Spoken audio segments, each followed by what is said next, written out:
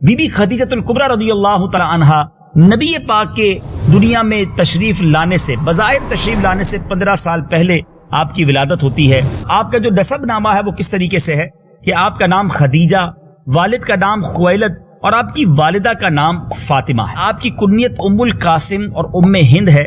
آپ کے القابات بڑے شاندار ہیں، سب سے مشہور تو لقب کبریٰ ہے، اور یہ اتنا مشہور ہو گیا کہ آپ کے نام کا ہی گویا حصہ بن گیا، خدیجۃ الکبریٰ رضی اللہ تعالی عنہا آپ کو کہا جاتا ہے۔ ایک اور مشہور لقب طاہرہ ہے، اسی طرح آپ کو سیدہ قریش بھی کہا جاتا ہے، ایک لقب صدیقہ بھی ہے۔ سبحان اللہ۔ آپ رضی اللہ تعالی عنہا، آپ کی جو ازدواجی زندگی ہے، 2 مرتبہ یاد رہے کہ آپ کی شادی ہو چکی تھی۔ پہلے ابو حالہ بن زرارہ تمیمی سے آپ کی شادی ہوئی، اس کے فوت ہو جانے کے بعد عتیق بن عابد مخزومی سے آپ کی شادی ہوئی۔ جب یہ بھی وفات پا گیا تو بڑے بڑے رؤسائے قریش نے، بڑے بڑے امیر لوگوں نے آپ کو شادی کا پیغام بھیجا، مگر آپ نے کسی کا پیغام قبول نہیں کیا اور اپنی اولاد کے ساتھ زندگی بسر کرنے لگی۔ یاد رہے کہ حضرت خدیجہ بڑی مالدار خاتون تھی، زبردست بزنس بھی کرتی تھی، اور اس زمانے میں عرب کے لوگ شام میں اپنا مال بیچنے کے لیے لوگوں کو بھیجا کرتے تھے اور ان کو بھی کچھ نفع دیا کرتے تھے۔ کاروبار کے 2 طریقے تھے کہ آپ مداربت کے طور پر بھی مال دیا کرتی تھی، یعنی انویسٹمنٹ کے طور پر بھی مال دیا کرتی تھی، اور آپ جو ہے مزدور بھی لوگوں کو ہائر کر کے مزدوری پر بھی لوگوں کو اپنے مال کے ساتھ، اپنے سامان کے اونٹوں کے ساتھ شام بھیجا کرتی تھی۔ تو ایسا اتنا بڑا بزنس تھا کہ پورے قریش کے جتنے اونٹ ہوتے تھے، پورے قریش کا جتنا بڑا قافلہ ہوتا تھا، حضرت خدیجہ کا اکیلا اتنا بڑا قافلہ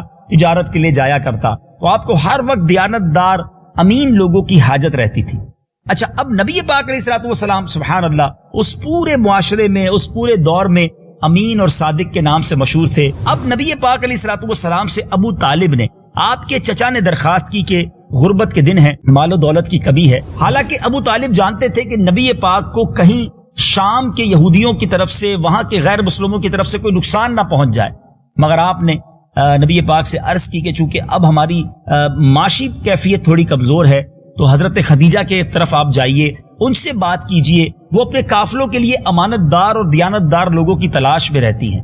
نبی پاک علیہ الصلوۃ والسلام نے رابطہ کیا اور بخوشی حضرت خدیجہ نے نبی پاک علیہ الصلوۃ والسلام کے ساتھ گویا ایک کانٹریکٹ کر لیا، ایک منافع کی مقدار طے کر لی گئی کہ اس سفر کے بعد اتنا آپ کو منافع دیا جائے گا۔ نبی پاک علیہ الصلوۃ والسلام جو ہیں اب جب روانہ ہوئے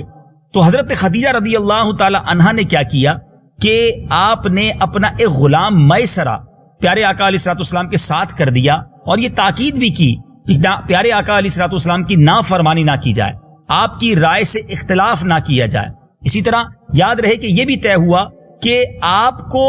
میں اس کی نسبت دگنا معاوضہ دوں گی جو آپ کے قوم کے دوسروں لوگوں کو دیتی ہوں، کیونکہ آپ کی امانت، آپ کی سچائی کے بارے میں مجھے معلوم ہے۔ بہرحال یہ قافلہ تو کیا روانہ ہوا، ایک کمالات کا سلسلہ شروع ہو گیا۔ نبی پاک علیہ الصلوۃ والسلام جہاں جاتے بادل آپ کو سایہ کرتے، دھوپ کے اندر فرشتے آپ پر سایہ فگن ہو جایا کرتے۔ آپ نے جب مال بیچنا شروع کیا تو اتنا منافع ہوا، میسرہ کہتے ہیں میں نے زندگی میں کبھی اتنا منافع نہیں دیکھا۔ نبی پاک کی برکتیں گویا ظاہر ہونا شروع ہو گئی، اور جو غلام میسرہ تھا، جو حضرت خدیجہ کا گویا نمائندہ تھا، مگر وہ گویا نبی پاک کا غلام بن کر رہ گیا۔ الحمدللہ اب یہ قافلہ جب واپس آنے لگا تو حضرت میسرہ نبی پاک سے عرض کرتے ہیں کہ حضور آپ ایسا کریں کہ آپ پہلے چلے جائیں اور حضرت خدیجہ کو جا کر خود بتائیں کہ کتنا بازار میں، کتنا اس کاروبار میں نفع ہوا ہے، ان کو خوشخبری دیجئے۔ نبی پاک جب جانے لگے، حضرت خدیجہ اپنے گھر کی چھت پر کچھ خواتین کے ساتھ بیٹھی تھی۔ دور سے جب نبی پاک علیہ الصلوۃ والسلام کو آتے دیکھا تو وہ دیکھ کر حیران رہ گئیں کہ نبی پاک کے سر اقدس پر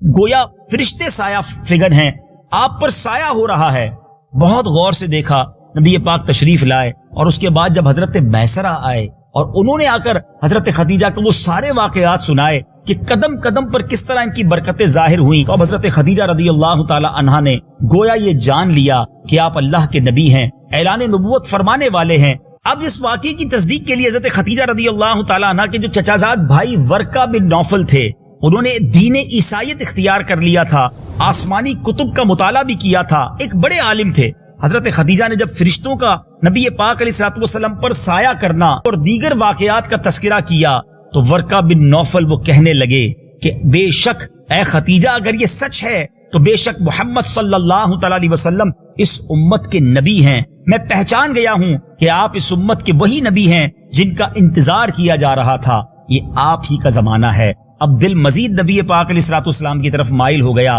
وہ حضرت خدیجہ جن کو بڑے بڑے رؤسا، بڑے بڑے قبیلے کے سربراہوں نے نکاح کی پیشکش کی تھی، آپ نے کسی کا رشتہ قبول نہیں کیا، اب نبی پاک علیہ الصلوۃ والسلام کی نکاح میں آ جاتی ہیں، اپنے لیے سعادت سمجھتی ہیں۔ اے میرے میٹھے اسلامی بھائیوں، یہاں ایک بات بڑی سیکھنے والی ہے۔ سرور کائنات میرے آقا علیہ الصلوۃ والسلام کا پہلا نکاح جو ہوتا ہے وہ ایک ایسی خاتون سے ہوتا ہے جو شادی شدہ ہیں، نبی پاک سے عمر مبارک میں بھی زیادہ ہیں، مگر پیارے آقا علیہ الصلوۃ والسلام نے اس نکاح کو کر کے بہت ساروں کے لیے ایک زبردست لیسن بھی دیا ہے کہ بعض اوقات اپنے سے زیادہ عمر کی خاتون سے کوئی شادی کرنا نہیں چاہتا، کسی بیوہ سے لوگ شادی کرنے کو معاذ اللہ اپنے لیے کمتر سمجھتے ہیں، لیکن سبحان اللہ نبی پاک کا پہلا نکاح ان کے ساتھ ہوتا ہے، اور پھر یہ جوڑا کتنا مبارک ہے۔ سبحان اللہ، حضرت خدیجہ رضی اللہ تعالی عنہا ہی وہ ہستی ہیں جن کے یہاں خاتون جنت بی بی فاطمہ الزہرا رضی اللہ تعالی عنہا کی ولادت ہوتی ہے۔ میرے آقا کی جگر کا جو ٹکڑا جنہیں کہا گیا،